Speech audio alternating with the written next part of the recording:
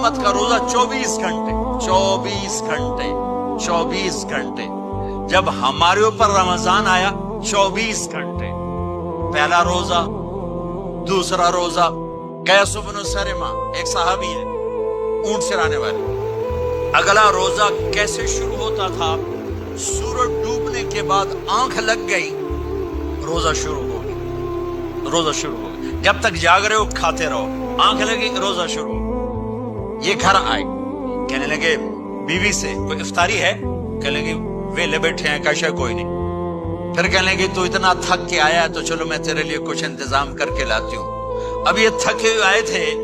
یہ لیٹے اور آنکھ لگ گئی سورج ڈوب گیا بیگم کو آنے میں دیر ہو گئی جب وہ آئی دیکھا تو سوئے ہوئے کہا لگتا ہے ابن سرمہ ارے سرمہ کے بیٹے تیرا تو کم ہو گیا ان کی آنکھ کھلی کیا ہوا کہ اگلا روزہ شروع ہو گیا تو ظہر